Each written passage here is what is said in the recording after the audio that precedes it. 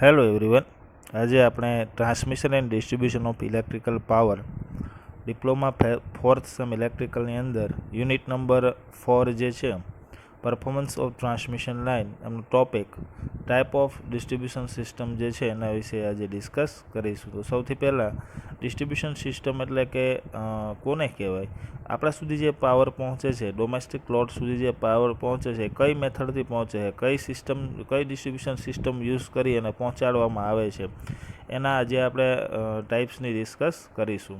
તો સૌથી પહેલાં વાત કરીએ radial system. In this system separate feeder radiated from a single substation and feed the distributor at one end only.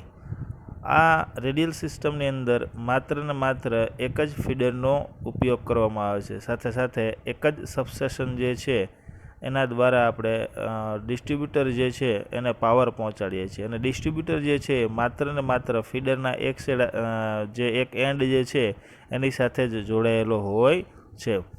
કોઈ પણ એક સબસ્ટેશન હોય ત્યાં માની લો કે 11 કેવીનું ફીડર હશે, તો એક 11 કેવીની જે લાઇન જે છે એની જે ડિસ્ટ્રીબ્યુટર હશે ત્યાં એની સાથે નંબર ઓફ લોડ હશે, પણ ફીડર જે છે એ કેટલા હશે, તો કે માત્ર ને માત્ર એક જ હશે.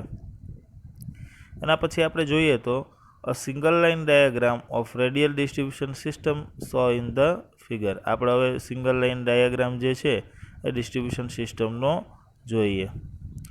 આ સિસ્ટમની અંદર આપણે બધા જોઈ શકીએ કે સોર્સ છે એટલે કે જનરેટિંગ સ્ટેશન છે, એના પછી અથવા તો તમે સબસ્ટેશન લઈ લ્યો, મેઇન ફીડર ઇન્ડિકેટ કરેલું છે. હંમેશા ફીડર જે હોય છે 11 કેવીનું હોય છે. આ વસ્તુ ખાસ નોટ કરજો. ઘણીવાર તમે રસ્તા ઉપર જતા હોવ ત્યારે એવું લખેલું હોય કે 11 કેવી ફીડર XYZ કોઈ ગામનું નામ લખેલું હોય, બરાબર. તો આપણે ઘણીવાર એવો ક્વેશ્ચન થતો હશે કે આ ફીડર એટલે શું, તો ફીડર હશે હંમેશા 11 કેવી ઉપર ડિઝાઇન થયેલું હશે. એ પછી શું આવશે, આગળ જે છે ફીડર વધે છે પણ એની સાથે ડિસ્ટ્રીબ્યુટર જે છે એ લાગેલા છે અને એની સાથે આપણો લોડ જે છે એ જોડેલો છે, પણ તમને અહીંયા કોઈ જગ્યાએ એક કરતાં વધારે ફીડર જોવા મળતા નથી. તો એક સિંગલ ફીડરનો ઉપયોગ કરી અને આપણે ડિસ્ટ્રીબ્યુટર જે છે એમાં ત્યાં સુધી પાવર પહોંચાડીએ છીએ. હવે આગળ વધીએ તો the radial system is employ at the low voltage and the substation is located at the centre of load. આ સિચ્યુએશનની અંદર જે આપણે સબસ્ટેશન હશે એ કઈ જગ્યાએ લોકેટેડ કરેલું હશે, તો કે લોડની સેન્ટરમાં સબસ્ટેશનને લોકેટ કરેલું હશે, કે જેથી કરી અલગ અલગ ફીડર લાઇન જે છે આપણે ડિસ્ટ્રીબ્યુટર સુધી પહોંચાડી શકીએ. This is the simplest distribution circuit and has the lowest initial cost. આનો કોસ્ટ જે છે એ બીજા જે ડિસ્ટ્રીબ્યુશન સિસ્ટમ જે છે એની કમ્પેરિઝનમાં ખૂબ જ ઓછો છે. શું કામ કે અહીંયા માત્ર એક જ ફીડરનો ઉપયોગ થાય છે, એના માટે થઈ અને કમ્પેરિઝનમાં બીજા જે સિસ્ટમ જોઈએ તો એમાં કોસ્ટ ઘણો ઓછો છે. તો આ થઈ ગઈ simple radial system. Following drawback, એના અમુક ડિસએડવાન્ટેજ છે એ પણ આપણે જોઈ લઈએ. The end of the distributor nearest to the feeding point will be heavily loaded. આની અંદર શું થશે કે એન્ડ ઉપરનો જે ડિસ્ટ્રીબ્યુટર હશે અને એની સાથે જે જોડાયેલો જે લોડ હશે એને શું થશે, હેવીલી લોડેડ થશે. એક એનો ડ્રોબેક છે. બીજી વસ્તુ આપણે જોઈએ તો consumer are dependent on the single feeder and single distributor. આની અંદર ફિગરમાં તમે ક્યાંય એક કરતાં વધારે ડિસ્ટ્રીબ્યુટર જોયા નથી. અહીંયા માત્ર ને માત્ર એક જ ફીડર છે અને એક જ ડિસ્ટ્રીબ્યુટર છે. એટલે માની લો કે કોઈ ફીડર ઉપર પ્રોબ્લેમ આવ્યો અથવા તો કોઈ ડિસ્ટ્રીબ્યુટર ઉપર પ્રોબ્લેમ આવ્યો અથવા તો કોઈ લાઇટિંગ સ્ટ્રોક અથવા સાયક્લોનના કારણે કોઈ ડિસ્ટર્બન્સ ક્રિએટ થશે તો આપણો જે લાઇન જે છે એ ટોટલી શું થઈ જશે, તો કે બ્રેક થઈ જશે. ત્યાંથી કન્ટિન્યુટી પાવરની જળવાશે નહીં.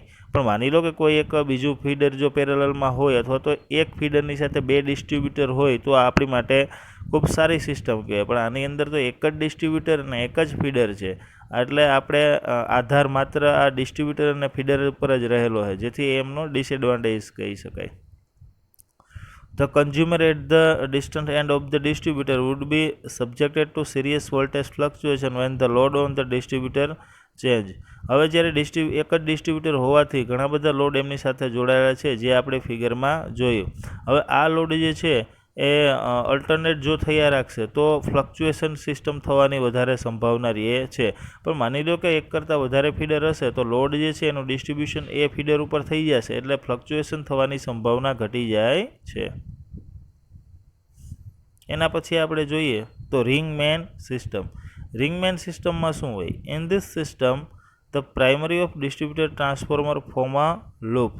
હવે આની અંદર એક લૂપ સિસ્ટમ ક્રિએટ થાય છે કે એની અંદર એક જ ફીડર હોય છે, પણ એ આખી લૂપ સિસ્ટમની અંદર ડિસ્ટ્રીબ્યુટર જે છે ફેલાયેલો હોય છે. The loop circuit start from the substation bus bar make loop through the area to be serve and return to the substation. સબસ્ટેશનથી લૂપ ચાલુ થાય અને સબસ્ટેશન સુધી લૂપ પૂરી થાય. આ રીતે એક રિંગ સિસ્ટમ જે છે એ બને છે. એ આપણે હું તમને ફિગર દ્વારા સમજાવું.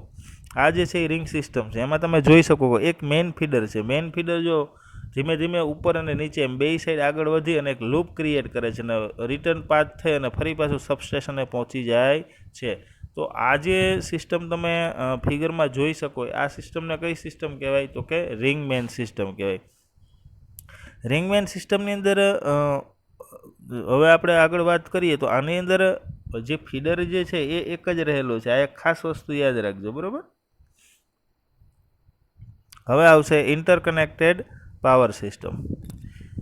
When the feeder ring is energized by two or more than two sources, it is called interconnected system. Interconnected system ની અંદર કોઈ જ આપણે લિમિટેશન નથી. આની અંદર નંબર ઓફ ફીડર રહેલા હશે, નંબર ઓફ સોર્સ રહેલા હશે, નંબર ઓફ ડિસ્ટ્રીબ્યુટર રહેલા હશે. એટલે ગમે ત્યારે કોઈ પણ જગ્યાએ ફીડર ડિસ્ટ્રીબ્યુટરની અંદર જો કોઈ પણ ઇસ્યુ ક્રિએટ થશે તો આપણે વાયા બાયપાસ કરી બીજા ફીડર થ્રુ અથવા તો બીજા ડિસ્ટ્રીબ્યુટર થ્રુ પાવર જે છે એ આપણે પહોંચાડી શકીએ. ઇન્ડિયાની અંદર હાલના તબક્કાની અંદર અત્યારે ઇન્ટરકનેક્ટેડ જે પાવર સિસ્ટમ જે છે એ જ આપણે ઉપયોગમાં લઈએ છીએ, જેનાથી આપણે પાવરની રિલાયબિલિટી વધી જાય. બીજા નંબરની વાત કરીએ તો એની કન્ટિન્યુટી જળવાઈ રહે અને લોડનું ફ્લક્ચ્યુએશન કે હેવી લોડેડ જે છે કે એવી કોઈ સિસ્ટમ થતી નથી. તો આપણી માટે એક ખાસ ઇન્ટરકનેક્ટેડ પાવર સિસ્ટમ જે છે એ ખૂબ જ અગત્યની કહી શકાય. આની અંદર જો હવે આપણે જોવા જઈએ તો ધેર આર લેસ ફિગર હું તમને બતાવી દઉં.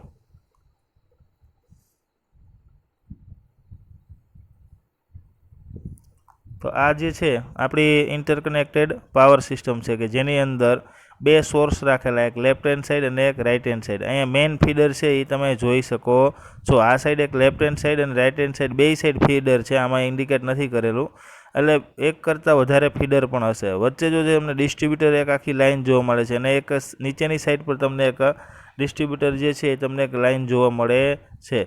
એટલે એનો મતલબ એ થશે કે આની અંદર નંબર ઓફ ફીડર અને નંબર ઓફ ડિસ્ટ્રીબ્યુટર જે છે એનો સમાવેશ થયેલો છે. આનું આપણે વાત કરીએ તો there are less voltage fluctuation at consumer terminal. Load end side જે છે એ વોલ્ટેજનું ફ્લક્ચ્યુએશન ખૂબ ઓછું જોવા મળે છે. The system is very reliable as each distributor is fed via two feeder. દરેક ડિસ્ટ્રીબ્યુટર જે છે એ બે ફીડર દ્વારા જોડાયેલો હોય છે. આ કઈ રીતે સમજવું?